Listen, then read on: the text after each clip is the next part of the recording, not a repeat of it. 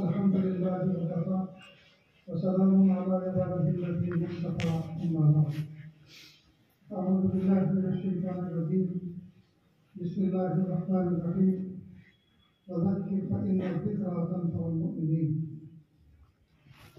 سبحان ربك رب العزة عما يصفون وسلام على المرسلين والحمد لله رب العالمين اللهم صل على سيدنا محمد وعلى آل سيدنا محمد وبارك وسلم اللهم صل على سيدنا محمد وعلى آل سيدنا محمد وبارك وسلم اللهم صل على سيدنا محمد وعلى آل سيدنا محمد وبارك وسلم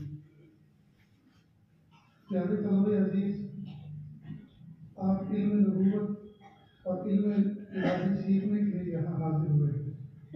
قرآن پاک کے الفاظ میں فرمایا اِنَّا نَحْنُ نَزَّلْنَا الذِّكْرَ وَإِنَّا لَهُ لَحَافِظُونَ، ہم نے قرآن پاک کو نازل کیا، ہم ہی اس کی حفاظت کرنے والے ہیں۔ جتنے تاکید کے ساتھ یہ صیغے استعمال کیے گئے ہیں، ان کی تاکید پر غور کرنے سے پتہ چلتا ہے دنیا کا اگر کوئی بیوقوف انسان یا دنیا کی کوئی بیوقوف حکومت یا کوئی تنظیم ان اداروں کو بند کرنا چاہے یا ان اداروں کی تعلیم روکنا چاہے تو وہ بیوقوفوں کی دنیا میں رہے۔ انسان کے علاوہ جتنے بھی گروہ ہیں، چاہے وہ چرندے ہوں، چاہے پرندے ہوں، چاہے درندے ہوں، اڑنے والے، تیرنے والے، جھپٹنے والے اور اپنے زمین پر رگڑ کے چلنے والے جتنے بھی گروہ ہیں، وہ سارے کے سارے عالم ہیں۔ عالم بمانا جانکار، اپنی ضرورت کے علم سے واقف، اور یہ ضرورت کے علم سے واقف پیدائشی طور پر ہوتے ہیں، ان کو کوئی سمجھاتا نہیں۔ مثال کے طور پر مرغی کا چوزا، مرغی کے انڈے سے پیدا ہوتا ہے، جب انڈا ماں کے سینے کے نیچے 18-20 دن تک مسلسل رہتا ہے اور مرغی اس پر توجہ رکھتی ہے تو وائٹ ہاؤس کو توڑ کر 18-20 دن کے بعد ایک چوزا باہر نکلتا ہے، اور ماں اس کے کان میں تقریر نہیں کرتی ہے کہ بیٹا دنیا میں آنا تمہارا مبارک ہو، ہیپی برتھ ڈے، یہ ذرا سنو تو صحیح، بھاگنا بعد میں پہلے کچھ نفع نقصان کی اول آخر تقریر سن لو، وہ کوئی تقریر نہیں کرتی، اور ماں اس چوزے کو سمجھاتی نہیں ہے، اور باپ بھی اس کو کچھ پتا نہیں، جبکہ باپ تو پہلے سے مضبوط تھا، وہ تو تلاش گمشدہ میں اس کو اس لسٹ پر داخل کر دیا گیا تو نامعلوم ہوتا ہے۔ تو مرغی اپنے چوزے کو سمجھاتی نہیں، بلکہ بائی برتھ ابتدائی طور پر، پیدائشی طور پر بچہ اس بات کو جانتا ہے کہ میرے لیے کیا نفع کی چیز ہے، کیا نقصان ہے، میرا دوست کون ہے، دشمن کون ہے۔ چنانچہ پیدا ہوتے کے ساتھ ہی دانا چنتا ہے تو جانتا ہے اس میں حیات ہے، پانی پیتا ہے وہ جانتا ہے اس میں وفا ہے، مرغی کو آتے دیکھتا ہے تو لپک کے بھاگ کے ماں کے پروں میں چھپ جاتا ہے کہ یہ میرے دشمن ہے، آگ کو دیکھتا ہے تو بھاگتا ہے، جانتا ہے مجھے ہلاک کر دیتا ہے۔ تو بلی کو دشمن اور آگ کو نقصان دینے والا، پانی کو حیات دینے والا اور دانے کو صحت بخش کس نے سمجھایا اس کو؟ اللہ۔ تو پیدائشی طور پر بچہ اپنے نفع نقصان کا علم اللہ کے یہاں سے لے کر آتا ہے۔ اسی طرح دوسرے جتنے جانور ہیں سب کے سب پیدائشی طور پر اپنے نفع نقصان کا علم بائی برتھ تو اللہ کے یہاں سے لے کر آتا ہے۔ لیکن انسان جو اشرف المخلوق ہے، اس کے یہاں جو بچہ پیدا ہوتا ہے یہ انتہائی جاہل ہے، یہ کئی مرتبہ اپنا پاخانہ منہ میں لے لیتا ہے، کئی مرتبہ احسان اور بچھو کو اٹھا کے منہ میں لے لیتا ہے، کئی مرتبہ آگ کے انگارے منہ میں ڈال لیتا ہے، ہاتھوں پکڑ لیتا ہے، یہ انتہائی جاہل ہے۔ لیکن دوسرے جو عالم اور سمجھدار جانور ہیں جو اپنا علم پیدائشی طور پر لے کر آتے ہیں، اس میں اور انسان کے بچے میں یہ فرق ہے کہ انسان کے اندر طلب ہے، انسان کے اندر طلب ہے، شوق ہے، جبکہ دوسری مخلوق میں کسی چیز کی طلب نہیں۔ یہ چڑیا 1000 سال پہلے جیسے گھونسلہ بناتی تھی آج بھی ایسے بناتی، کوئی اس میں ڈیولپمنٹ نہیں، کوئی ترقی نہیں، کوئی موڈیفائی نہیں۔ اسی طرح جتنے بھی جانور ہیں وہ 1000 سال پہلے جیسے چارہ کھاتے تھے آج بھی ویسے ہی کھاتے ہیں، آپ نے نہیں سنا ہوگا کہ بکری چائنیز والے کی دکان پر کھڑی اور کہا کہ مجھے بھی آج چکن ٹکا بنا کر دو، ایسی ویرائٹی بنا کے دو سبزی کی چائنیز. انہیں طلب نہیں دیا. مجھے سے پہلے چارہ کہتی تھی آپ نے وہی چارہ کھاتا. نشست و برخاست میں بود و باش میں ان میں کوئی تاثیر. کیوں؟ اس لیے کہ ان کے یہاں طلب نہیں. جب کہ اللہ پاک نے انسان کو طلب کا حکم بنایا، اس لیے ہر بچے کے اندر طلب اور شوق ہوتا ہے.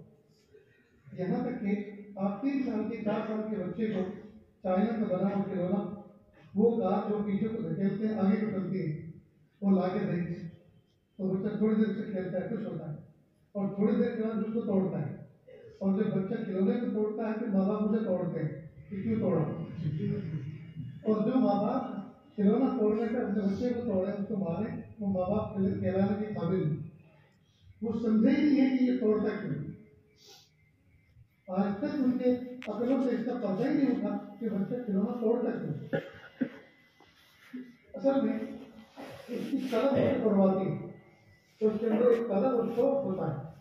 وہ جانتا ہے کہ میں نے اس کے ظاہر کو تو دیکھ لیا، یہ ایسا ایسا بنا ہوا ہے، لیکن پیچھے کو دھکیلنے سے آگے کون سی طاقت اس کو چلاتی، ضرور اس کے اندر کچھ بیٹھا ہوا ہے. تو وہ اس کے اندر کو، اس کے باطن کو سمجھنا چاہتا ہے. اور جب ماں باپ نے اس کو پیٹ دیا، مارا، اب وہ بزدل ہو جاتا ہے، کمزور ہو جاتا ہے. اب آئندہ وہ طلب کی جو اس کو دولت اللہ عطا فرمائی ہے، اس سے وہ آگے قدم بڑھانا نہیں چاہتا. وہ جانتا ہے کہ اگر طلب کے دوست پر بیٹھ کے میں کچھ ترقی کرنا چاہوں گا، آگے بڑھوں گا، تو ماں باپ پیٹ دے کے تیار ہے.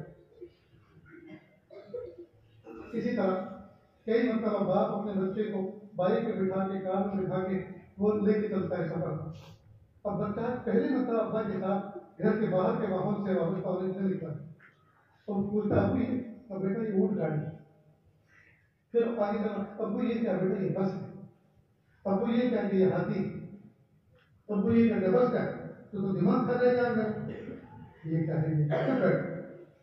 اب اس کی جو طلب اور شوق اور جذبہ تھا اس پر ایک دم گاز پڑ گئی. جیسے ابلتے ہوئے دودھ میں کوئی پانی کی چھینٹیں ڈال دے تو بیٹھ جاتا ہے. اب یہ بچہ بزدل ہو گیا.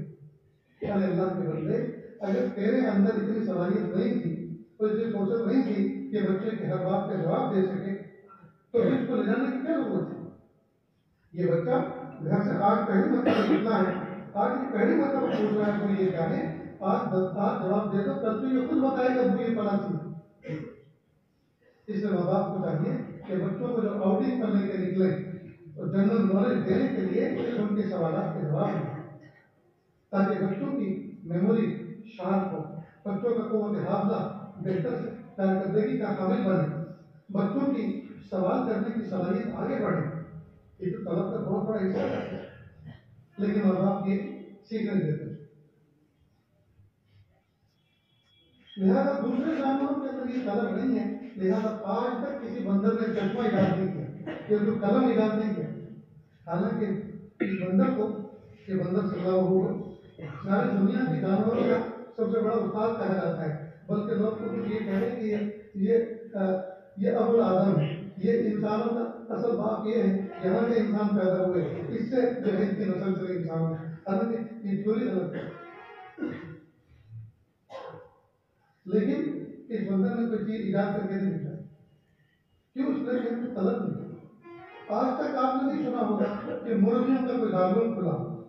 اگرچہ پولٹری فارم جو ہے وہ سارے دارالعلوم جیسے ہوتے ہیں، گھروں میں بنے ہوئے ہوتے ہیں، سسٹمیٹک ہوتے ہیں، ان کے دانے پانی کا وقت ہوتا ہے، سب کچھ پڑھتے ہی باقی سب کچھ کرتے ہیں، شور ہنگامہ کرتے ہیں، اچھل کود کرتے ہیں، وہ پڑھتے ہی. تو لیکن آج تک آپ نے سنا ہے کہ مرغیوں کے دارالعلوم بناؤ، بندر اس کا پرنسپل ہو اور بکری اس میں تقریر کرتی ہو، اور ہاتھی آ کر میں امتحان لیتا ہوں. کبھی نہیں سنا. کیوں؟ اس کے طلب نہیں ہے. طلب اللہ پاک کہتے ہیں انسانوں کو، اور اسی طلب سے آپ کہلائے طالب علم. ایک آدمی دھوتی پہنے ہوئے ہو، پگڑی باندھے ہوئے، ہاتھ پر لٹ ہو اور یوں دیکھ رہا ہو دور دور جنگل میں کھڑے ہو کر، تو آپ فوراً پہچان جائیں گے طالب بھینس ہے کہ بھینس جو ہوئی اس کی تلاش کرتے ہیں. اس کی وجہ ذرا بتاتی ہے کہ یہ طالب بھینس ہے. آپ کی بھی وجہ پتہ بتانی چاہیے کہ آپ طالب علم، لیکن پیارے بچوں برا نہ ماننا، آپ طالب علم ضرور کہلاتے ہو لیکن طالب علم ہو نہیں. آپ طالب علم کہلاتے ضرور ہو لیکن حقیقت میں طالب علم نہیں. پھر کون ہے؟ آپ ہیں کون؟ آپ مجبور علم، مجبوری میں آئے. ماں باپ نے بھیج دیا، حضرت مولوی صاحب نے قبول کر لیا، اساتذہ نے پڑھانا شروع کر دیا، کچھ مسائل نے کتابیں جاری کر دی، مصطفیٰ نے کھانا جاری کر دیا. یہ زبردستی کا سسٹم. نہ طلب اور شوق گھر سے بھانی سے جب نکلے تب تھا، نہ جب دارالعلوم کو پاکٹ میں داخل ہوئے تب تھا، نہ آج. یہ تو دو پیسے نہیں ہے جیب میں، ورنہ کب کے پڑھنا یہ تو روپے میں کر چکے ہو. مجبوری میں پڑے گا. تو پھر تعلیم ہے کون؟ کیا ناپید ہو گئے؟ نہیں، تعلیم ہے لیکن آپ کے امی اور ابا ان کے دل میں ان کا شوق اور طلب ہے، اس لیے انہوں نے آپ کو بھیجا ہے. تو آپ نے تعلیم کہلائے وہ طلب لذاتی ہی سے نہیں، طلب لدیگی سے. اپنے ماں باپ کی طرف کے لیے تعلیم کہنا. اب آپ ذاتی طور پر تعلیم کب بنیں گے اس کے بارے میں کب ہدایت سن سکتے ہیں. آپ خود تعلیم کب بنیں گے، تعلیم کے نصاب اور حقدار کب بنیں گے. میرے استاد محترم حضرت مولانا سید ذوالفقار صاحب رحمۃ اللہ علیہ وہ فرماتے تھے جو طالب علم مطالعہ نہیں کرتا، تکرار نہیں کرتا، نہ وہ مصنف بن سکتا ہے، نہ مدرس بن سکتا ہے، نہ مقرر بن سکتا ہے. اس میں کے اندر اس کے اندر سمجھنے کی صلاحیت تو ہے لیکن ان صلاحیتوں کو اس نے اجاگر نہیں کیا، اور یہ صلاحیتیں اجاگر ہوتی ہے مطالعے اور تکرار سے.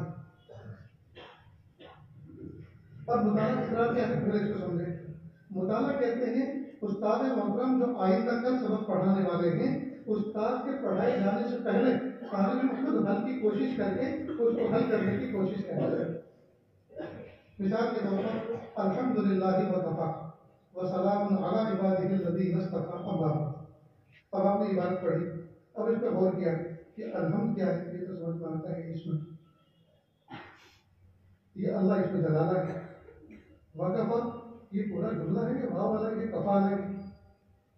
وسلام یہ پورا جملہ ہے، واو والا ہے کہ سلام والا ہے. اللہ حرف جار معلوم ہوتا ہے، عبادی اب کی جمع معلوم ہوتا ہے، الذین اس میں موصول ہے، استفاء فعل ماضی. اب آپ نے اس عبارت کو حل کیا. اب یہاں دو باتیں ہیں، یا تو آپ سمجھ گئے یا نہیں سمجھے. یا تو آپ سمجھ گئے یا نہیں سمجھے. اگر نہیں سمجھے تو ایک بات سمجھ میں آ گئی، کیا کہ میں کچھ نہیں سمجھا. اگر مطالعے پہ کچھ نہیں سمجھے ٹھیک تو مطالعہ آپ کا کامیاب، مطالعہ آپ کا کامیاب کہ آپ کو اس بات کا احساس ہو گیا میں جاہل ہوں، میں کچھ نہیں سمجھا. اب دیکھوں استاد کیا سمجھاتے ہیں. اب آپ جو کلاس میں آئیں گے اب آئیں گے طالب علم بن کر، قلم لے کر کے دیکھیں استاد کیا سمجھاتے ہیں. جو عبارت میں نے اور کئی طلبا کے مل کر سر جوڑ کے بیٹھ کر حل کرنے میں حل نہ ہوئی، سمجھ میں آئی، دیکھیں استاد کیا سمجھاتے ہیں. اب استاد اس انداز سے عبارت پڑھیں گے کئی مرتبہ تو استاد کے عبارت پڑھنے کے انداز سے مطلب سمجھ میں آ جائے. اور جب استاد اس کی تقریر کریں گے تو دل ہی دل کے اندر خوشی ہوگی کہ واہ شاباش کرے استاد کہ آپ نے اس عبارت کو کیسی چٹکیوں میں حل کر دیا. تو استاد کی قدردانی بھی ہوگی. اور جب طلب اور شوق کے ساتھ آپ استاد کی زبان سے مطلب ترجمہ سنیں گے جی تو اس کی قدردانی بھی ہوگی. اور استاد کو جب آپ رسپانس دیں گے اس بات کا کہ الحمدللہ ہم سمجھے تو استاد کو خوشی ہوگی کہ میری بہن پڑھائیاں نہیں گئی، میں نے جو کچھ سمجھایا بچے سمجھ گئے، اس لیے کہ ان کی چہرے کی بات بتا رہی ہے کہ یہ سمجھ گئے. آج کل تو بچوں کا حال یہ ہے جی جی جی جی جی کچھ سمجھتے نہیں. ہمارے ایک استاد کے منطق کے اور شاید تحریر پڑھاتے کرے سمجھے کہ جی کرے بھائی سمجھ گئے جی، پھر تھوڑی سی بات پڑھ کے کہا اچھی طرح سمجھ گئے کہ جی اچھا ہوا تم سمجھ گئے، میں اب تک نہیں سمجھا. یہ جو جی جی ہوتا ہے اس میں کئی مطلب بن جاتا ہے، اس لیے ذرا سمجھ کے جی بولا کرو. تو پیارے بچوں اتنی بات سمجھا کہ مطالعہ کرنے سے طلب اور شوق پیدا ہوتا ہے. اب میں دن بھر کا تصور ہوں، میں آپ کا دل خوش کر کے خوش ہونا چاہتا ہوں. ایک لطیفہ سناتا ہوں. ایک میاں جی تھے، ٹرین پکڑ کے کہیں جا رہے تھے، جیکٹ پہنی ہوئی تھی، اللہ کی شان کہ ٹرین کا انجن فیل ہو گیا جنگل میں. جب فیل ہو گیا تو سامنے ایک سکھ بیٹھا ہوا، کافی دیر ہو گئی تو سکھ نے کہا میاں جی یہ تو ٹرین چل ہی نہیں رہی اور وقت گزر ہی نہیں رہا، تو ذرا کچھ تو بات کرو، کچھ تو سناؤ. اس نے تصویر نکالی، پھر میں سے کہا میرا کام تو ہو رہا ہے، میرا وقت تو گزر رہا ہے، تمہارا نہیں گزرا تو میں کیا کروں. میاں جی میں بھی مسلمانوں کے محل میں رہتا ہوں اور میں نے سنا ہے کہ اس مسلمانوں کے یہاں ایک حق ہے کہ پڑوسی کا ایک حق ہوا کرتا ہے، تو میں آپ کا سفر کا ساتھی ہوں، پڑوسی ہوں، تو آپ تھوڑا کم از کم میرا بھی حق ادا کریں، لہٰذا کچھ بات کریں. کا اسلام میں لا یعنی بات کرنا جائز نہیں.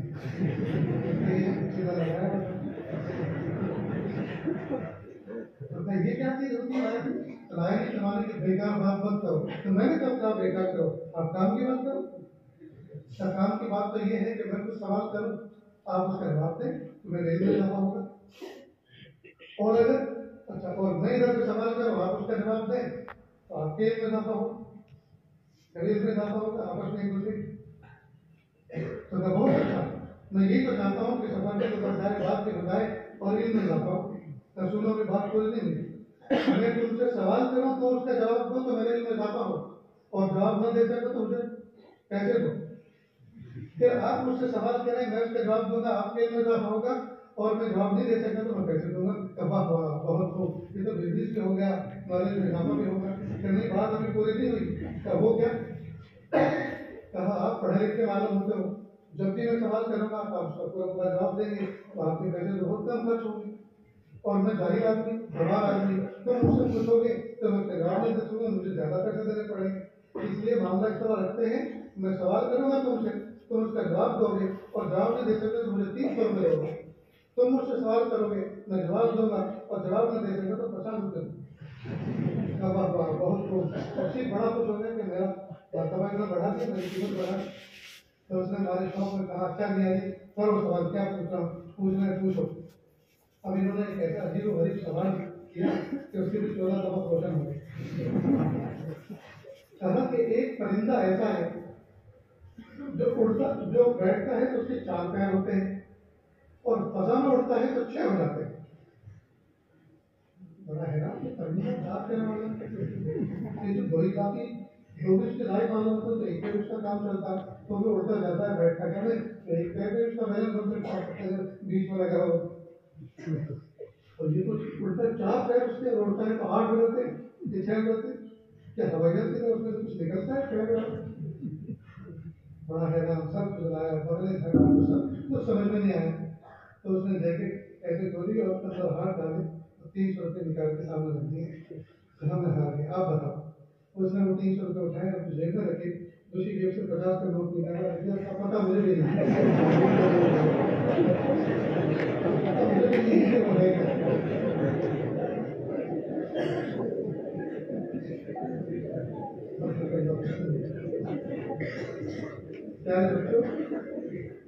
سیکھ رہے زندگی بھر سوال پہ یاد رکھے.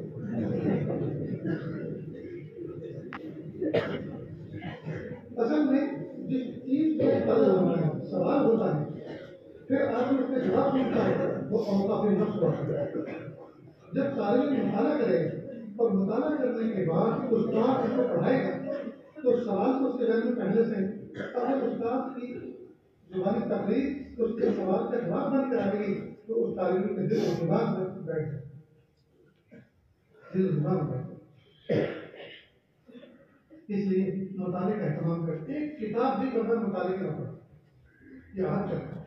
اگر کسی دن ادارے کے اندر کوئی ایسا فنکشن ہے، کوئی ایسا موقع ہے، کوئی ایسا چیز کوئی گیسٹ آ رہے ہیں جس کی وجہ سے جو طلباء کے مطالعے کا مذاکرے کا وقت تھا اس میں وہ مطالعہ نہیں کر سکے تو استاد سے بڑے ادب سے کہتے ہیں حضرت آج تو آپ ہماری کوئی تربیت کی بات کریں، آج ہمیں سبق نہ پڑھائیے اس لیے کہ آج ہمارا مطالعہ نہیں. ادب سے کہو، ادب سے کہو. یا ہمیں یہ کہو کہ پھر آپ ہمیں 10-15 منٹ دے دیجیے کہ ہم مطالعہ کر لیں، تو اس کے بعد آپ کو پڑھا دیجیے. جب مطالعے کی عادت ہو جاتی ہے تو 2-4 منٹ بھی کافی ہوتی ہے، اس پر نظر ڈالیں. اس کے بعد دوسرا کام بہت اہم وہ یہ ہے کہ آپ مذاکرہ کریں، جس کو تکرار کرنا بھی کہتے ہیں. لیکن تکرار اس طرح سے نہ کرائیں کہ ایک تکرار کی اور حدیث میں اور وہ بیٹھے شیخ الحدیث بن کر اور سارے تکراریں حلقہ لگا کے اس کے دن بیٹھے رہے. یہ کمال نہیں ہے، بلکہ یہ بڑے بڑے حلقے تو تکرار کی اور تکبر بنا دیتے ہیں. تکرار کرنے کا انداز یہ ہے ہر طالب علم ہر کتاب میں تکرار کرے، اور اس کا طریقہ یہ ہے کہ 3 یا 4 طلبا کا جماعت میں ایک حلقہ بنا. اب یہ چاروں میں ایک بچہ تکرار کرائے گا، ایک کتاب کی 3 سنیں گے، پھر دوسرا دوسری کتاب کی تکرار کرائے گا، پھر یہ 3 سنیں گے، پھر تیسرا تیسری کتاب کی تکرار کرائے گا، پھر یہ 3 سنیں گے. اس طرح سے سارے بچوں کو تکرار کرانے کی عادت ہو جائے گی، زبان جڑ ہو جائے گی، زبان کلا سے پاری ہو جائے گی، اور اپنے دل کی بات کو سمجھانے کا ایک طریقہ ہے. ایسے ہر چیز ترتیب پانی چاہیے اور ہر کتاب کی تقسیم کرنے اپنے حساب سے، اور اسی اعتبار سے اس کو محنت کرے. جب کوئی آدمی ایک گاڑی چلانا سیکھ جاتا ہے تو تقریباً ساری گاڑی اسی طرح سے چلتی ہے. جب ایک تکرار کا طریقہ اس کو آ جائے گا تو تمام کتابوں کی تکرار اور اس کی تدریس ایسے ہی کی جائے گی. اتنی بات سمجھ گئے؟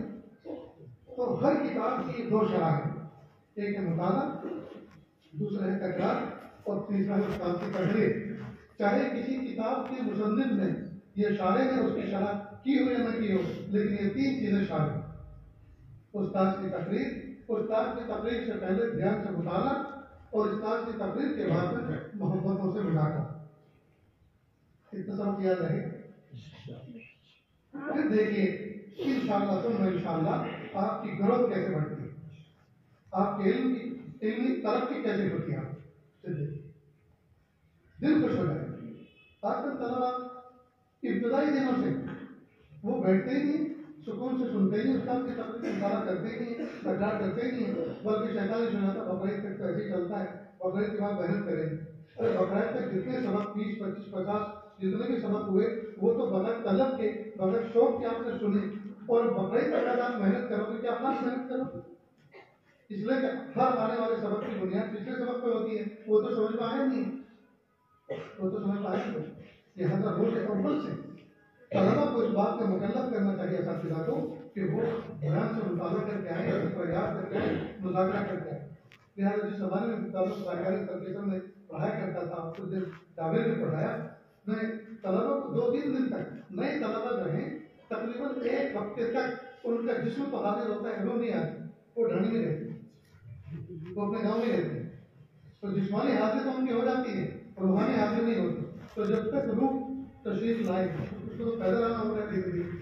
جب تک وہ آئے وہاں تک طلبا پر سبق یاد کرنے اور پڑھنے پڑھانے کا بوجھ نہ ڈالے، بلکہ اساتذہ ان کی تربیت کریں، کیسے رہنا ہے، کیسے اٹھنا بیٹھنا ہے، کیسے کھانا پینا ہے، اپنے اساتذہ کا احترام کیسے کرنا ہے، ماں باپ کی قدر و منزلت کتنی ہونی چاہیے، اپنی نشست و برخاست کو درست کریں. یہ سب چیز میں تو اپنے طلبا کو کپڑے دھونے کا طریقہ بھی سکھاتا کہ کپڑے دھونا بھی ایک فن ہے، کپڑے دھونے کا ایک طریقہ ہے.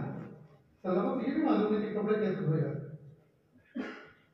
یاد رکھنا گرمی کے موسم میں پسینے والے کپڑے آپ نے نکالنے کے بعد رکھ دیے، 2-3 دن کے بعد دھونے بیٹھے. اب آپ ان کو پانی بھگوئیں گے، پھر صابن لگائیں گے، ایسے ہی کرتے ہیں، اور صابن لگا کے پھر اس کا اچھی طرح مکس کرتے ہیں. یاد رکھنا قیامت سے میل نہیں نکلے گا کپڑوں. جسم کے اندر کپڑوں کے اندر شار ہوتا ہے، یعنی نمکیات ہوتے ہیں، وہ اندر سیٹ ہو جاتے ہیں جسم کپڑوں کے مسامات میں. اب اگر آپ پانی میں بھگو کے صابن اس پہ لگائیں گے تو وہ صابن کو بھی پکڑ لیتے ہیں اور میل کو نکلنے نہیں دیتے، تو کپڑا بدصورت ہو جاتا ہے، اس کی آب و تاب ختم ہو جاتا ہے. تو اس کا آسان طریقہ یہ آپ کے علاقے کے لیے کہ آپ اپنے کپڑے کو پہلے نصف دور پانی میں سادے پانی کے اندر کو اچھی طرح جھٹول دیں، سادہ پانی میں کو اچھے جھٹول دیں، کچھ پانی کو بہا دیں، تو آپ کے کپڑوں کا، بنیان کا، انڈر شرٹ انڈر ویئر کا سب کا نمک نکل گئے، یہ نمکیات خارج ہو گئے. اب آپ آدھی ڈول کے اندر سرف گھولیں، اچھی طرح سے اس کو جھٹول دیں، پھر ایک ایک دو جو بھی کپڑے اس میں ڈال دیں اس میں ڈال دو اور آدھے گھنٹے کے لیے چھوڑ دیں، بھیگنے دو. اب جب بھیگ گئے وہ اچھی طرح اور آدھے گھنٹے میں سب پاؤڈر نے کام کر دیا تو آپ ان کو نکالو.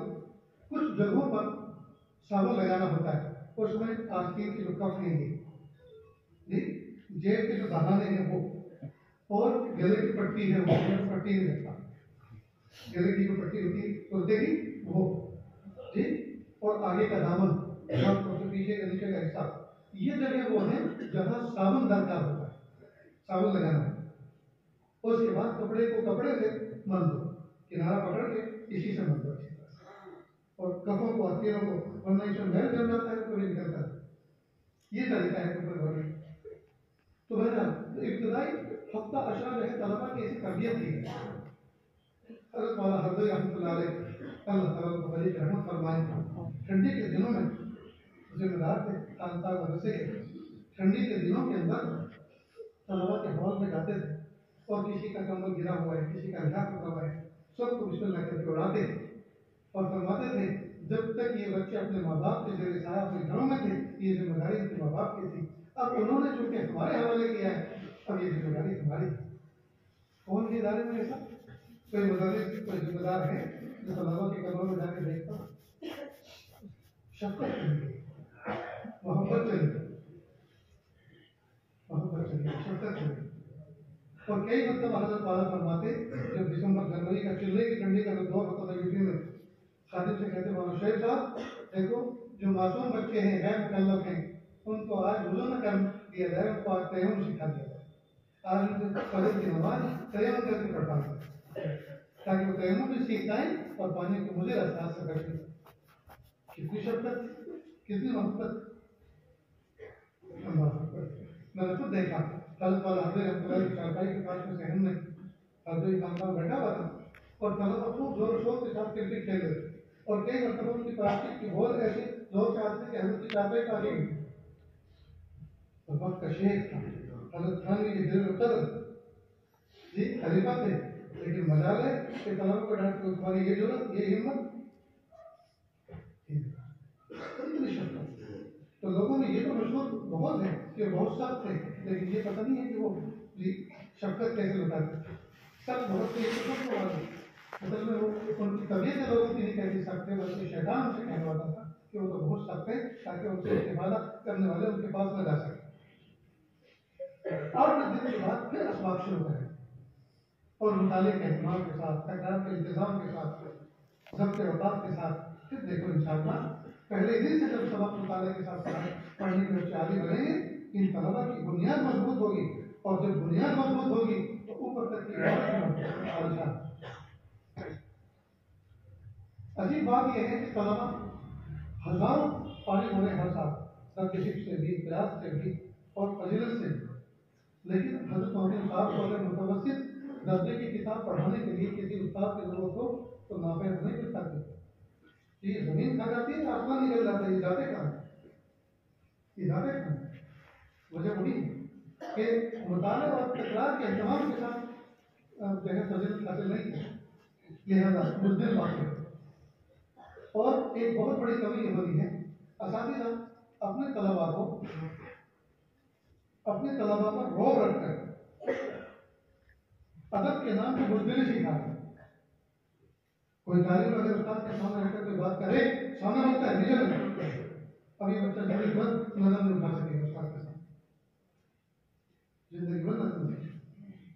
कोई तालिब उस्ताद कर रहे हज़रत यहाँ एक सवाल पैदा हो रहा है, अरे तुझे सवाल पैदा हो कि कोई किसी तो होता नहीं, चुप बैठ, मैं जानता हूँ तेरी इस्तेदाद कितनी। आज जिंदगी में उसने जुर्रत के साथ एक सवाल किया था और आज यही उसका आखिरी सवाल जिंदगी का होगा। पता है इसका नुकसान क्या होगा?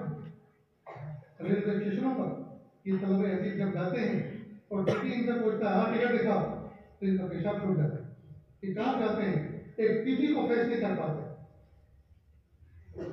क्यों? इसलिए कि बुज़दिल हो चुके, न जुर्रत का सबक दिया गया, न शुजाअत का सबक दिया गया। अदब के नाम पर इतना दबाया कि अदब में ये दब गए, अदब में दब गए। इसलिए तलबा के अंदर ये सलाहियत उजागर करने चाहिए। प्यारे बच्चों सवाल करो, पूछो क्या पूछो।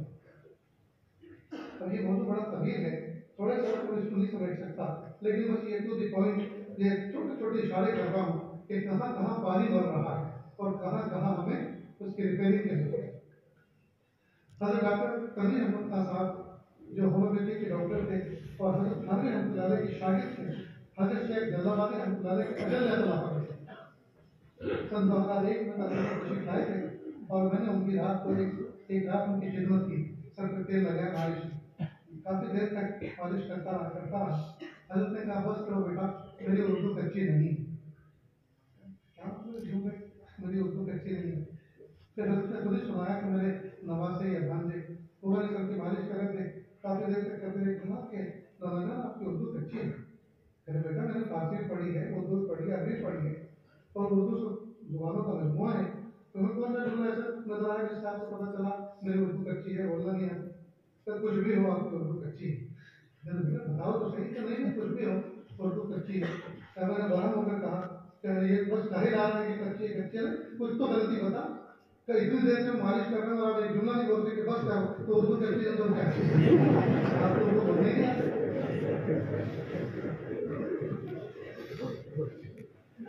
یہ حضرت کبھی احمد خان صاحب رحمۃ اللہ علیہ، حضرت خان رحمۃ اللہ علیہ کے شاگرد، حضرت کے ہیں ابتدائی کتاب اور حضرت شیخ جلال آبادی رحمۃ اللہ علیہ کی اجل میں خلافت۔ تھوڑی سی بات میں ان کی ابتدائی ملاقات حضرت شیخ جلال آبادی سے کیسے ہوئی سناتا ہوں، سننا اس کی کتاب سے۔ یہ پڑھتے تھے مدرسہ امینیہ میں، آزادی سے پہلے کا ادارہ ہے دلی میں۔ ان کے کمرے میں کوئی ساتھی جلال آباد میں تو وہ شام کو جب آیا مجھے بھی میاں دن بھر نظر نہیں آ رہے تھے، کہاں گئے تھے؟ میں حضرت جلال آباد سے ملنے گیا تھا اپنے شیخ، پھر آئندہ جب جانا ہو تو مجھے بھی ساتھ لے کر جانا، مجھے بتانا، میں بھی چلوں گا آپ کے ساتھ، اس لیے کہ میرے خاندان کے اکثر بڑے لوگ جتنے بھی وہ حضرت جلال آبادی سے وابستہ ہے۔ ایک دن نے کہا کہ بھی چلو چلنا، دونوں تیار ہوئے، بس میں بیٹھے ہو جلال آباد میں۔ جلال آباد میں پہنچے تقریباً 2-2:30 بجے کا وقت تھا دوپہر کا۔ حضرت مولانا طویل احمد خان صاحب نے فرمایا اپنے ساتھی سے کہ بھائی دیکھو یہ وقت کسی بزرگ سے ملنے کا انتہائی بوڑھا وقت ہے، اکثر لوگ اس وقت آرام کرتے ہیں، قیلولہ کرتے ہیں، ایسا کرو بھوک لگی ہے شدید، پہلے کھا لیتے ہیں، پھر سکون سے نماز پڑھ لیتے ہیں، اتنے وقت سب کو اٹھنے کا ہو جائے گا، پھر جاتے ہیں۔ بہت اچھا رائے پسند آئی۔ لیکن اس زمانے سے جانے بعد جب وہاں ہوٹل نہیں تھے، ٹکا دکا دکانیں تھی، اب یہ پریشان جب کھائیں کہاں اور کیا کھائیں۔ پتہ چلا کہ ایک آدمی زوال کے بعد، ظہر کے بعد اپنے دروازے کے باہر کباب کی انگیٹھی لے کر بیٹھتا تھا اور وہ گرم گرم کباب بھیجا کرتا تھا۔ حضرت مولانا طویل احمد خان صاحب نے اس سے کہا کہ دیکھو بھائی ہم طالب علم ہیں، مسافر ہیں، حضرت کے پاس آئے ہیں، اب یہ وہاں گئے تھی راستے میں، ہمیں بھوک لگی ہے، اگر آپ 2-4 روٹی ہمیں گھر میں بنوا دیں تو ہم آپ کے کباب کے بھی پیسے دیں گے، روٹی کے بھی پیسے دیں گے۔ دیکھیے وہ دور کیسا صفائی ستھرائی کا تھا۔ تو کباب فروش نے کیا کہا، اگر آپ طالب علم ہیں، آپ مہمان رسول ہیں، مسافر بھی ہیں، اگر بات ایسی ہی ہے تو کباب کے پیسے تو میں دوں گا، البتہ روٹی میری طرف سے ہوگی، کیونکہ میں روٹی نہیں بیچتا، کباب بیچتا ہوں۔ خیر اب آپ کی مرضی۔ میں نے اپنے گھر والوں کو کہا کہ کچھ آپ روٹی کباب آئے ہیں۔ خیر روٹی گرم گرم آ گئی، گرم گرم روٹی سے گرم گرم کباب ہم نے کھائے، ٹھنڈا ٹھنڈا پانی پیا اور مسجد میں جا کے نماز پڑھی، اور پھر میں نے اپنے ساتھی سے کہا اب چلو حضرت کے یہاں ملاقات کریں۔ حضرت کے یہاں آج بھی وہ نقشہ ایسا ہی ہے جیسے حضرت کا زمانہ پہلے تھا، برآمدہ ہے، حضرت کا ایک ہال تھا جس کا نشست جا تھی، اس کا آگے برآمدہ تھا، برآمدے کے آگے بانس کی بنی کھرپچی کی بنی ہوئی ایک چٹائی لٹکی ہوئی ہوتی تھی، جس میں اندر سے تو باہر دور تک دکھتا تھا، باہر والا اندر کا نہیں دیکھ پاتا، لوور قسم کی بنی ہوتی تھی۔ تو حضرت یہ لوگ وہاں داخل ہوئے اس شہر میں باہر، اور حضرت کا اندر سے باہر نکلنا ہوا، اور خادم کو کہا لو بھائی یہ 2 بزرگ آگے سے ان کا انتظار ہم صبح سے کریں۔ حضرت مولانا طویل احمد خان صاحب نے کہا کہ نہ فون تھا، نہ خط تھا، نہ کوئی اطلاع تھی، یہ حضرت کا ہمارے بارے میں پہلا کشف تھا جو ہم پہ ظاہر ہوا۔ یہ 2 بزرگ ہیں جن کا صبح سے انتظار کریں۔ پھر کہا کہ کیا حال ہے اور کھانے کا کیا ہوا؟ حضرت مولانا طویل احمد صاحب کہتے ہیں میری تو پہلی ملاقات تھی، میں نے سارا ایک ہی سانس میں پوری کہانی سنا دی، کیسے سے ہم بھوکے تھے، اترے، کھانا کھایا اور روٹی اس طرح سے بنوائی اس سے، اور نماز پڑھ کے آپ سے ملنا ہے۔ حضرت نے فرمایا یہ تو آپ کی سلامتی تباہ کی بات ہے، ورنہ کھانا تو آپ کا صبح سے انتظار کرتا ہے. آپ فارغ ہو کر آئے, کھانا کھا کر آئے, یہ تو آپ کی سلامتی طلب کی بات ہے کہ سامنے والے میں بوجھ نہ ہو, کیونکہ بغیر چلا کے آئے گی. البتہ کھانا تو آپ کا صبح سے انتظار کرتا ہے. یہ دوسرا ٹیسٹ تھا. مجھے میرے ساتھ میرا ہم نشی ساتھی آیا تھا, اس نے تو حضرت سے مطالبہ کیا اور کہ حضرت میں مدرسے جا رہا ہوں, آج میرے ملنے والے بچے ہیں رشتے دار, ان سے ملتا ہوں. وہ تو چلے گئے. میں نے موقع غنیمت سمجھا اور حضرت شیخ آبادی رحمۃ اللہ علیہ سے اپنی زندگی کا سارا کچا چٹکا سنا دیا. حضرت میں ایسا ہوں, ایسا ہوں, میرا اندر یہ ہے, یہ ہے, سب کچھ سنا. اور میرے سارے رشتے دار, میرے آبا و اجداد آپ سے وابستہ ہیں. حضرت نے فرمایا پیارے, دہلی کی فضا آپ کے لیے بہت مضر ہے, تو مدرسہ امیہ کو چھوڑ کر اپنے تعلیم کا سلسلہ میرے یہاں وابستہ کریں. آپ کے یہاں تو متوسطات سے شروع ہوتا ہے اور میری تو کلیات ہے, پوری ابتدائیات باقی پڑھنا. تو کوئی بات نہیں, آپ جو ہے جہاں سے سب شروع ہوتا ہے یہاں اس میں جڑ جاؤ اور آپ کی اولیات میں بڑھا دوں. ایک مثال ہوا. دوسرا حضرت میں نے تو یہ سنا ہے کہ آپ کے یہاں مطبخ کا احترام نہیں ہے, یہاں خان لوگوں کی برادری ہے, دو دو چار چار بچے ان کے یہاں جاتے ہیں, کھانا لے کر آ کر اپنے یہاں کھاتے ہیں. یہ فقیر مجھ سے تو نہیں ہو سکتی کہ میں کسی کے دروازے پر بھیک منگا بن کے جاؤں اور وہاں کھانا لے کر آؤں. آپ جتنے دن جتنے سال یہاں رہو گے میرے دسترخوان پہ مہمان رہو گے. دو مسئلے ہوئے.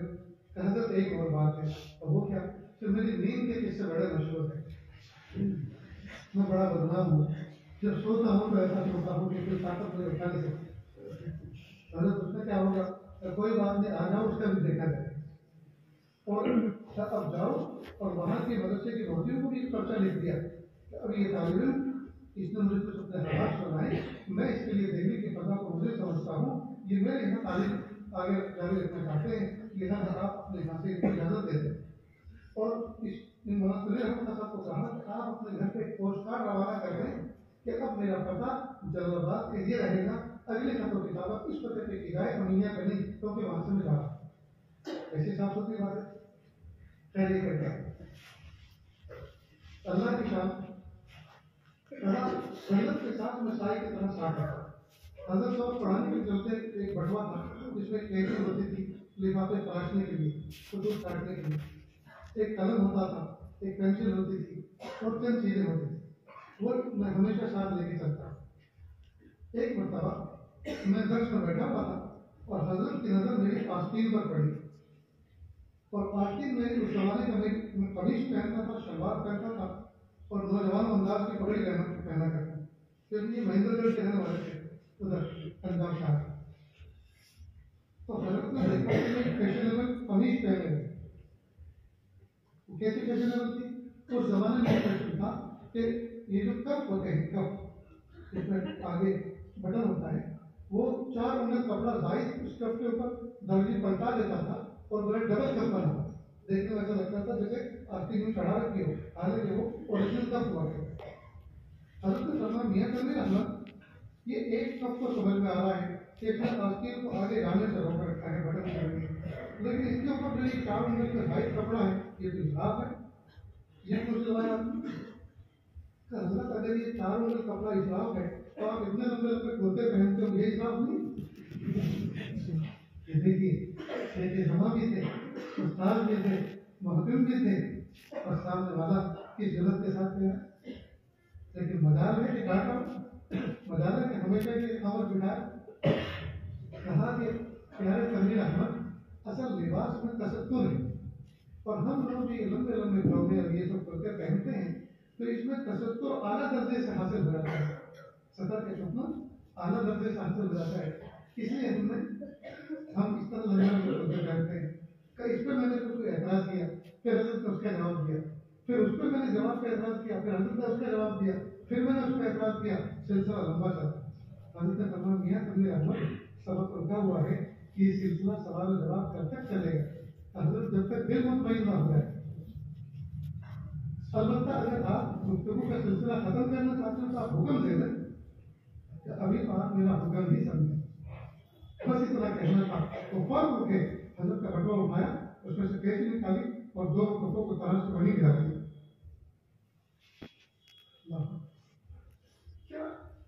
کیا جرأت تھی، کیا ادب تھا، کیا محبت تھی، کیا پیار تھا.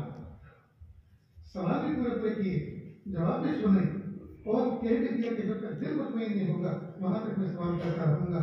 البتہ اگر آپ سے گفتگو کو ختم کرنا چاہیں، آپ حکم دے دیں کہ ٹھیک نہیں ہے، حکم دیا فوراً کاٹ کے رکھ دیں. اللہ اکبر. یہ دے حضرت سید زبانی رحمۃ اللہ علیہ. اور حضرت نے کئی مرتبہ ہم سے یہ کہا کہ میاں کبیر احمد اگر پڑھنے کے لیے آئے ہو محنت سے پڑھو. رہی بات تصوف اور سلوک کی، یہ تو میں چھٹیوں میں حل کر دوں. اب یہ تعلیم مکمل کر کے چلے گئے پاکستان تقسیم ہو گیا، بن گیا، ادھر چلے گئے. حضرت کے کئی سفر ادھر ہوئے. تو یہ ملنے سے حضرت اس زمانے میں لاہور میں جاتے تھے، تو یہ ملنے کے وہاں شاید تو ایک مطلب حضرت جب میں دربار میں آپ کے پاس پڑھتا تھا تو آپ نے مجھے کئی بار یہ بات کہی کہ میاں کبیر احمد ابھی پڑھنے کی آئے محنت سے پڑھ لو، پھر تصور سب کے چکر میں مت پڑھو. میری بات یہ کہ چھٹیوں میں حل کر دو، حل کر دو. تو میں نے ایسا کہا تھا تو کیا میں نے کہا تھا؟ کیا میں نے کہا تھا؟ آپ نے نہیں کہا تھا. مجھے یاد ہے تبھی تو میں کہہ رہا ہوں. اور ایک دفعہ نہیں کئی دفعہ کہا، منہ کی مسجد جاتے ہوئے کہا، مدرسے سے آتے ہوئے کہا، گھر لوٹتے ہوئے کہا. بہانا بات ہو گئی. تو کہا سر میں تو جوانی کی بات تھی، جوانی کا زمانہ تھا، تو میرا بڑھاپا آ گیا. بات مت بنو اس چیز کو جوانی اور بڑھاپے سے کوئی تعلق نہیں، بلکہ بڑھاپے میں تو اور زیادہ قوت بڑھ جاتی ہے. حضرت خاموش. بات آگے اس پہ آگے سنو. سر فرماتے ہیں کہ کسی زمانے میں اتنا بے باک تھا، اور آج جب یاد کرتا ہوں تو رونا آتا ہے کہ میں کس شیخ کے سامنے کیسے بے باکی کر لیتا ہوں. خیر حضرت کے یہاں دستور یہ تھا، بلکہ ہمارے حضرت خالی کے بتائی ہیں ان کے یہاں صحیح کہا ہے کہ جو آنے والے ملنے والے آئے ہوئے ہیں وہ اگر جانا چاہتے ہیں تو ایک مرتبہ بھیجیں، ہم اس کو پڑھ لیں اور اپنے دوست کو ان کو بلائیں گے اور سلام ادا کر کے چلے جائیں. تو انہوں نے کہا کہ حضرت میرا مطلب بھی ہے، مریض بھی انتظار کرتے ہیں، کئی دن سے میں آپ کے یہاں ٹھہرا ہوا تھا، دل تو نہیں چاہتا کہ میں جاؤں، لیکن اب میں رخصتی کی اجازت چاہتا ہوں، بعد میں ناخواستہ مجھے اپنی دعاؤں سے اوپر کریں. حضرت نے وہ پرچہ لیا اور ان کو بلایا اور ایک لفافہ دیا، اس کو جا کے پڑھ لو اور جاؤ. خیر اپنے کمرے آیا، وہ لفافہ کھولا، پڑھا، تو پڑھنے کے ساتھ ایک دم جسم میں جیسے کوئی بجلی دوڑ گئی، ایسا کچھ ہوا.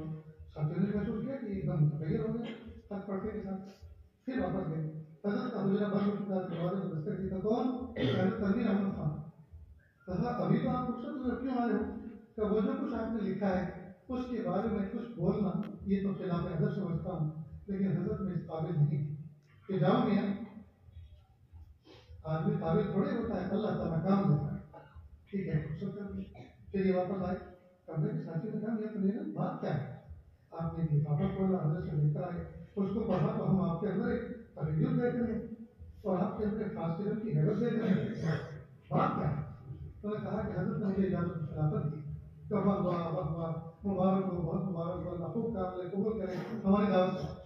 کل میں نے کوئی رقم دے میں سے نکالی، کچھ مجھے دیا اور کہا دیکھو میرے پاس وقت نہیں ہے، میرا سامان باہر نکالو، وہ کوئی رکشا بلاؤ، مجھے اسٹیشن جانا. کہا میں باہر نکلا، اس سے باہر نکلا، رکشے والا کھڑا. اچھا ساتھیوں نے کہا اس وقت تو کوئی رکشا والا نہیں ہوتا، یہ تو بے وقت ہے بالکل. کرے ایسا کیسے ہوگا؟ میں باہر نکلوں گا، رکشا کھڑا تو میرا انتظار کر رہا ہوں. جیسے میں باہر نکلا تو دیکھا رکشا کھڑا ہوا. پھر رکشے والے نے پوچھا جی کہاں جانا ہے؟ کر جو ہے ریلوے اسٹیشن جانا ہے، فلاں علاقے پہ ٹرین پکڑنی. وہ تو آدھا گھنٹے پہلے وہ اسٹیشن پر وہ تو ٹرین چلے گی، وہ تو کب بھی نکل گئی ہوگی. کہا تو بیوقوف آدمی مجھے پڑھا رہا ہے، مجھے بھی کچھ پتا کیسے ٹرین چل جائے گی، مجھے بٹھا لے گی. خیر بیٹھ گیا. تھوڑی دور آگے چلا، ایک پولیس والا روکا تو کہا میں نے غصے سے اس کو کیا بات ہے؟ کہتے کہ پولیس والا پریشان کر رہا ہے، تو میں نے پولیس والے کو ڈانٹا، وہ پیچھے ہٹ گیا. خیر اللہ کی شان سے اسٹیشن کی قریب یہ اس کا رکشہ آیا رکشے والے کا، تو دیکھا وہ گاڑی آؤٹر پہ کھڑی ہوئی تھی، ابھی پلیٹ فارم میں داخل بھی نہیں ہے. تو مجھے بڑا حیران ہوا. کہا یہ تو بڑھا عجیب ہے، پولیس والوں کو ڈانٹا، وہ کہاں ڈانٹ کسی کی ڈنڈائی مارنے والے ہوتے ہیں. وہ پیچھے ہٹ گیا. تو کہا کہ ٹرین مجھے یہ بتا کیسی لگے گی، ٹرین کھڑی ہوئی ہے، لگتا ہے کہ پہنچا ہوا ہے. کہا کہ اپنے وطن پہنچا اور ایک بچی سے گزر رہا تھا، کافی سارے لوگ میرے پاس آئے، حضرت ہمارے بچے کو پولیو ہو گیا ہے، اس کو دم کر کے ہاتھ پہ آ گئے. کہا بھائی میں ایک ڈاکٹر ہوں ہومیوپیتھک کا، اور میں جانتا ہوں کہ پولیو لاعلاج بیماری ہے کہ اس سے دم کرنے سے ہاتھ پھیلانے سے ٹھیک نہیں ہوا کرتا، بس اللہ صبر کرو، اللہ تعالیٰ سے دعا کرو. کہ حضرت ہم آپ سے مشورہ نہیں مانگ رہے، آپ تو ہمیں وہ کام کرو جو ہم کہہ رہے ہیں. ہمیں رات کو ایک شخص دکھایا گیا کہ یہ آنے والا ہے، اس سے دم کروا لینا شفا ہو جائے گی، اور وہ ساری صفات ہم آپ کے اندر دیکھ رہے ہیں. دم کر کے ہاتھ پھیلا دیا تو بچہ اللہ سے نہیں ہو. ایک مرتبہ میں کچھ بچی میں دوبارہ گیا تو دیکھا، میں نے پوچھا تو بچہ کہا کہ بس دعا کرتا ہوں، ہم کو کام آ گئے، کبھی درد پہ چڑھتا ہے، کبھی دیوار پہ چڑھتا ہے، اور تو وہ اچھے سے بھی زیادہ اچھا ہو گیا. کہا یہ کیا ہو رہا تھا؟ جو کہتا تھا وہ ہوتا تھا، جو بولتا تھا وہ دیکھتا تھا، یہ کیا تھا؟ یہ تو میرے آج تک سمجھ میں نہیں آیا. بس یہ وہی تھا، وہ شیخ کی نظر کا فیض تھا جو نے فرمایا تھا کہ تصور کے وقت میں چٹکیوں میں آپ کا مسئلہ حل کرتا ہے. وہ چٹکی تھی. یہ پورا واقعہ سنا کر مجھے، حالانکہ ان کی زندگی میں، ان کی سیرت میں اور بہت کچھ ابھی پہلو آتی ہے، لیکن مجھے اس کو پڑھنے کی ضرورت نہیں ہے. بس یہ سمجھانا تھا کہ کیسے تھے مرید اور کیسے تھے مراد، کیسے تھے شاگرد اور کیسے تھے استاد. اپنے استاد اور شاگرد کے درمیان رابطے کو مضبوط کریں، اس کو درست کریں، اس کو درست کریں. عجیب بات ہے، برا نہ مانے، آج کل طلبا کی تربیت کے عنوان پر کئی مرتبہ انتظامیہ کی طرف سے اعلان آتا ہے کوئی بھی استاد کسی طالب کو اپنے کمرے میں اپنے گھر میں نہ بلائے. پوچھا جاتا ہے کیوں؟ کہ اس سے تربیت بگڑ رہی ہے، بہت کام خراب ہو رہے ہیں. وہ جو کام خراب ہو رہے ہیں اس کی تربیت کا بھی انداز کچھ اور ہو سکتا ہے، اس کے کچھ آپشن اور بھی ہو سکتے ہیں، لیکن استاد اور طالب کے درمیان میں اگر ایسا فاصلہ کر دیں گے تو طالب علم اور یونیورسٹی اور کالج میں پڑھنے والے اسٹوڈنٹ میں کوئی فرق نہیں رہے گا. ہم دیکھتے ہیں کئی مرتبہ ٹیچر اپنے اسٹوڈنٹ سے کچھ چیز خریدتا ہے، اس کو یہ پتہ نہیں ہوتا کہ یہ میرا اسٹوڈنٹ ہے، اور دکان میں کھڑا ہوتا ہے. کیوں؟ اس لیے کہ ربط کاٹ دیا. تو ربط کاٹنے کی کوشش نہ کریں. جب ربط رہتا ہے گھر جانے کا، آنے کا، خدمت کا، اس کو بھی نہ جانے کیا کچھ ملتا ہے. میرے استاد محترم حضرت مولانا سید الفقار صاحب رحمۃ اللہ علیہ، ان کی خدمت کرتے ہوئے حضرت مولانا بختیار کا کام کرتا ہے، اور ایسی خدمت کی، ایسا دل خوش کیا، اور ایسی ان کی دعائیں لی. مغل بادشاہوں نے بھی اتنی مسجد نہیں بنائی جتنی مولانا بختیار صاحب نے اپنے ہاتھوں سے بنائی، اتنی مدد سے قائم کیا. یہ کیا تھا؟ استاد کا فیض نظر اور ان کی دعائیں. تو یہ کیا ہوتا ہے جب طالب علم اپنے استاد کا دل خوش کرتا ہے. میں ایک مرتبہ حضرت مولانا سید ابراہیم احمد صاحب دنیا میں رحمۃ اللہ علیہ ان کے گھر گیا. اثر کے بعد مجلس میں جایا کرتا تھا. حضرت مجھ سے کوئی کتاب پڑھاتے تھے اور کوئی چیز بولنے جیسی ہوتی، سمجھانے جیسی ہوتی، سمجھاتے، ورنہ کتاب کی تعلیم کا اکتفا ہو جاتا، مجلس ختم ہو جاتا. ایک مرتبہ حضرت کے یہاں گیا اور جیب میں ایک پیسہ نہیں تھا، جیب میں ایک پیسہ نہیں. حضرت کے یہاں گئے اور آج مجلس کے دن کوئی آیا بھی نہیں تھا. حضرت نے اس مجلس کے بعد جو گھر میں دو کمروں کے درمیان پیسے کا وہاں بلایا اور آپ نے ادھر حضرت نے جیب میں ہاتھ ڈالا. میرے دل میں یہ خیال آیا کہ آج تو کچھ ملنا ہے. حضرت نے فرمایا کہ ایک امانت ہے، آپ مدرسے میں طالب پڑھتا ہے اس تک پہنچا دو گے. ہم تو سوچ رہے تھے ہمیں کچھ ملنے والا ہے، تو ہمیں ڈاکیہ بنا کر کسی اور تک پہنچانا چاہتے ہیں. ہم نے کہا پہنچا. دیر میں سے 5 کا نوٹ نکالا کاغذ سے. یہ اس دور کے بعد ہے جب 5 کا نوٹ ہاتھی کا پیر جیسا وزن ہوا کرتا. اب تو 500 کا نوٹ اس میں کوئی وزن نہیں رہا. 5 کا نوٹ نکالا، کہا ہاتھ لاؤ. اپنا ہاتھ بڑھا مجھے دے.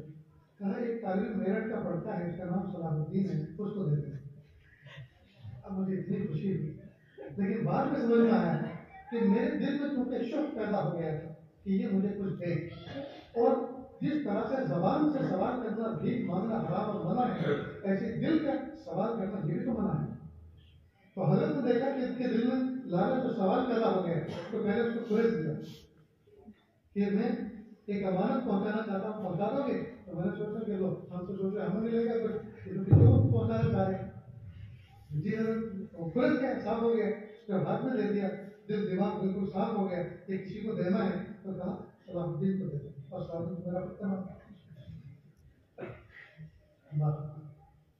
یہ تھی تربیت. یہ تربیت کب ہوئی؟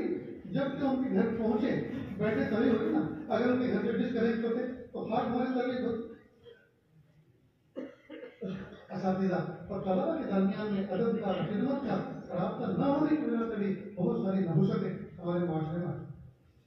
پھر فارغ ہونے کے بعد جب آپ دین کی خدمت کے لیے چلیں، دین کی خدمت کے لیے اٹھیں، تو یاد رکھیں استعداد کے ساتھ وقت ہوگا، استعداد کے ساتھ بستی میں جائیں، آپ مسجد کے امام بنیں، ممبر کے خطیب بنیں، مکتب کے مدرس استاد بنیں، آپ اللہ کی ذات پہ نظر رکھیں، اپنے اولاد اور اشغال کی پابندی کرتے ہوئے، نمازوں کا اہتمام کرتے ہوئے، وضع پتہ خاص ہوتے رکھتے ہوئے آپ استعداد کے ساتھ رہیں، کسی سے، کسی چودھری جی، کسی بڑے، کسی سے سے نہ ڈریں، اللہ کی ذات کا اور دل میں اور اپنی ساری تمنائیں اللہ سے وابستہ کریں۔ حضرت مولانا احمد صاحب دلیل رحمۃ اللہ علیہ پاکستان کی جامع مسجد سے کے اترے تھے، تو ایک امریکہ سے آیا ہوا ایک شخص اسی گاؤں کا رہنے والا کہلائی، وہ میرا حضرت میں امریکہ میں رہتا ہوں اور کوئی بھی ضرورت ہو تو مجھے بتائیں۔ حضرت نے فرمایا میں آپ کے گاؤں کے سب سے بڑے مدرسے میں حدیث کی سب سے بڑی کتاب پڑھاتا ہوں۔ اللہ کے نبی صلی اللہ علیہ وسلم نے فرمایا کہ جو شخص اپنی ضرورت کو اللہ سے ہٹ کر کسی مخلوق سے وابستہ کرتا ہے تو اس کے لیے فقر کے دروازے اللہ کھول دیتے ہیں، اگر کھل گیا تو نہ آپ بند کر سکتے ہیں نہ میں بند کر سکتا۔ میں اللہ سے دعا کرتا اللہ آپ کے اور میری ضرورت اپنی زبان سے پوری کرتا۔ کیسی بات کی، اور دنیا والے بھی سن لیں اسی طرح کہ دنیا والے اللہ والوں سے کم نہ لیں۔ یہ جو بہت سے مولویوں کو، بہت سے استادوں کو، بہت سے بزرگوں کو کہتے ہیں حضرت میں فلاں بزنس کرتا ہوں، فلاں کام کرتا ہوں، بالکل فکر مت کرنا، کوئی بھی چیز ہو مجھے اشارہ کرتا فوراً حاضر۔ تو اس کا مطلب یہ ہوا کہ اس نے ان کی توجہ کو اللہ سے ہٹایا اور اپنی طرف متوجہ کی، اپنی طرف متوجہ کیا۔ اور یہ کتنی بڑی بات ہے کہ اللہ والوں کی توجہ اللہ سے ہٹا کر یہ سیٹ لوگ اپنی طرف کر لیں۔ اس لیے جو سفارا ہیں، جو طلبا اساتذہ چندہ کرنے کے لیے جاتے ہیں، یاد رکھنا بمبئی جاؤ یا گجرات اور سورت میں کہیں بھی جاؤ جی، کارخانے دیکھ کر اور بڑے دروازے دیکھ کر بڑی امید ان سے وابستہ مت کرو۔ کئی مرتبہ بڑے بڑے شیخ 5 روپے دیتے ہیں اور فقیر کے مطلب 50 روپے دیتے ہیں۔ بارات پہ تجھے لوگ نظر اللہ کی ذات پہ رکھو، اللہ المعطی ہو، اللہ دینے والی ذات اللہ کی ہے، اللہ اس کے دل میں ڈالے گی تو یہ دے گا، ورنہ یہ ایک پیسہ بھی نہیں دے سکتا۔ نظر اللہ کی ذات پہ رکھو، اور جو وہ دے رہا ہے اس کو اصرار مت کرو جی ہماری ڈائری میں لکھا پھر اس بار آپ نے 500 دے دے، آپ کے پاس 100 دے دے، کچھ تو بڑھاؤ ہر چیز، اس لیے کہ جو دے رہا ہے وہ اخلاص سے دے رہا ہے، اور اب جو دے گا آپ کے کہنے پر وہ زور پڑے گا دے گا، اس میں برکت نہیں ہے، وہ دوسرے جو اخلاص والا اس کی برکت کو ختم کر دے۔ اس طرح 2 رکعت پڑھ کے نکلو روزانہ صلاۃ الحاجت، پیارے اللہ دین کی خدمت کے لیے، دین کے کاموں کے لیے میں نکلا ہوں، اپنی ذات کے لیے سوال کرنا نہیں، اللہ کی آپ کے دین کے لیے سوال کرنے اور ذلت اٹھانے کے لیے نکلا ہوں، میرے پیارے اللہ میرے نکلنے کو قبول کرو۔ یہ اساتذہ یہ رسید بک لے کے جاتے ہیں، یہ کوئی فقیر ہوتا ہے، کوئی قاری ہوتا ہے، کوئی محدث ہوتا ہے، یہ کوئی معمولی درجے نہیں ہوتے، یہ اپنی ذات کے لیے مانگتے کہ اللہ کے دین کے کام کے لیے مانگتے، لہذا نظر اللہ کی ذات کرتے۔ اور آخر میں ایک بات عرض کرتا ہوں کہ ہمارے علماء یہ مؤثر کیوں نہیں ہوتے؟ یہ دنیا داروں پر، وڈیروں پر، قبیلے والوں پر، گھرانے والوں پر جی اور یہ ڈولیوں پر یہ مؤثر کیوں نہیں ہوتے؟ یہ بھیگی بجلی کی طرح دبے دبے کیوں رہ رہے ہیں؟ ایک وجہ اس کی بنیادی عمل کی کمی، خود اعمال میں اتنی تاثیر پیدا نہ کر سکے ان کے چہرے کے نور کو دیکھ کر آدمی چارپائی چھوڑ کر کھڑے ہوتے، عمل میں توکل میں کمی۔ دوسری بات یہ کہ ان کو اپنا اتنا بڑا سمجھنا کہ اگر ہم حق بات ان کے سامنے کہیں گے تو ہمیں چندہ نہیں دیں گے، ہمارے مدرسے میں شرکت نہیں کریں گے، ہمارے جلسے میں نہیں آئیں گے، یہ روٹ جائیں گے، ارے روٹ جاؤ 70 کا روٹ جائیں گے، کیا ہم اللہ اپنے اللہ کو ناراض کر سکتے ہیں؟ استغنا کی کمی، توکل اور دلداریت اور عمل میں کمی۔ اور ایک بہت اہم بات، بنیادی بات، اللہ کے محبوب صلی اللہ علیہ وسلم فرمایا المومن مرآت المومن، مومن تو مومن کے لیے آئینہ ہوا کرتا ہے۔ کیا مطلب؟ کتنی پیاری بات، کتنی سونے کی بات محمد صلی اللہ علیہ وسلم فرمایا کہ دیکھو آئینہ جو ہے، آئینے کی صفت یہ ہے جب اس کے سامنے کوئی بندہ کھڑا ہوتا ہے تو اس کے سامنے کھڑے ہونے والے کے عیوب کو اس پہ ظاہر کرتا ہے، لیکن مائک میں نہیں، چلا کے نہیں، سائلنٹ بول رہے کہ دیکھو یہاں کالک لگی ہے اس کو صاف کرو، دیکھو تم نے ناک صاف کی ہوگی، کچھ ریزش لگی رہیں گے اس کو صاف کرو۔ دیکھو آپ غسل خانے سے نکلے ہیں، یہاں صابن لگا رہ گیا ہے، جی کان میں اس کو صاف کرو. اب آئینے کے سامنے کھڑے ہونے والے کو آئینے والے نے 3 نصیحت کی، 3 ایپ کھولے اس پر، لیکن یہ ایپ جو کھولے اس طرح کھولے کہ اس کو کان پتہ نہیں چلا. مومن کو چاہیے، مومن کے لیے وہ آئینہ ہے. اگر کوئی مومن اس کے سامنے آئے اور اس کے اندر کوئی ایپ دے دے تو یہ اس کو اس طرح سے اس کے ایپ بتائے کہ کسی کو کان پتہ نہ چلے. دوسری صفت آئینے کی یہ ہے کہ جب اس کے سامنے آنے والا کھڑا ہوتا ہے اور وہاں سے ہٹتا ہے اور دوسرا بندہ آتا ہے تو آئینہ اس کے سامنے چغلی نہیں کرتا. یہ جناب آئے تھے نا اور یہ جو آپ کے سامنے گئے ہیں، میں نے 3 ایپ بتائے، 3 ایپ لیے پھر رہے ہیں اور بنے پھر رہے ہیں شیخ، بنے پھر رہے ہیں بزرگ، اور 3 ایپ لیے پھر رہے ہیں. یہ پتہ نہیں ہے کہ کیسے رہنا چاہیے، گھر سے باہر کیسے نکلنا چاہیے، ویسے چغلی نہیں کرتا. مان لو مومن کسی بندے کی اگر اصلاح کرے تو قانون کسی کو پتہ نہ چلے کہ میں نے کیا اصلاح. آج ہمارا حال یہ ہے تو اول تو ہم کسی کی اصلاح کرتے نہیں ہیں، اور اصلاح کرتے ہیں تو ایسے ببا کے دور ایسے اصلاح کا شور کیسے کرتے ہیں کہ سامنے والا نفرت کرتا ہے نصیحت سے. اب یہ نصیحت کرنے کے 2 انداز ہوتے ہیں، ایک مثبت ایک منفی طرف سے سمجھ رہے. ایک نوجوان بچہ ہے آپ کی مسجد میں آئے، آپ بڑی عمر کے ہیں، سفید داڑھی ہے، سفید بیچ، اور لوگ آپ کو بڑا مانتے ہیں. اور آپ نے لڑکے گئے ٹوکری دار، کس کا چھوکرا ہے، کس کا بیٹا ہے، یہ نہیں وہ فلاں ہے، تیرے باپ نے تجھے کچھ سمجھایا نہیں. اور سارے لوگ اٹھا کے کہ آج کس پہ بجلی گری ہے، آج کس کی شامت آئی ہے، تیرے باپ نے تجھے کچھ سکھایا نہیں. دیکھ کر پاجا میں اپنا تجھے جھاڑو دے رہا ہے، قیامت کے اندر نظر رحمت سے دیکھیں گے بھی نہیں اور یہ ہمیں جہنم میں جائے گا. بات تو 100% صحیح کی، لیکن انداز جو ہے منفی. جس انداز سے اس نے کہا سامنے والے کے اوپر بہت شاک ہوگا. اب وہ بچہ وہاں سے جائے نکلے گا مسجد سے اور 2 قدم پیچھے کھڑے ہو کر مسجد کو سلیوٹ مارے گا اور کہے اے اللہ کے گھر، اے دادوں کی مسجد، میں تجھے 100 سلام کرتا ہوں، لیکن اب میں تیرے اندر آ کے نماز نہیں پڑھ سکتا. تیرے اندر ایسے بیوقوف آ کے نماز پڑھتے ہیں جو سب کے سامنے مسل کر دیتے، شرمندہ کرتے. یہ نصیحت یہ جو اس نے بوڑھے نے کی، بتاؤ اس نصیحت سے نفع ہوا یا نقصان؟ یہ بندہ دین سے جڑا یا ٹوٹا؟ ٹوٹ. یہی بات دوسرا آدمی کہتا ہے بیٹا ادھر آؤ، قریب آؤ، بیٹا کیا نام ہے آپ کا؟ جی میرا نام ابراہیم. ماشاء اللہ بیٹا یہ نام تو بہت مبارک، بہت پیارا ہے. بیٹا کرتے کیا ہو؟ انکل میں پڑھتا ہوں. اللہ تعالیٰ میں نافع آتا ہوں.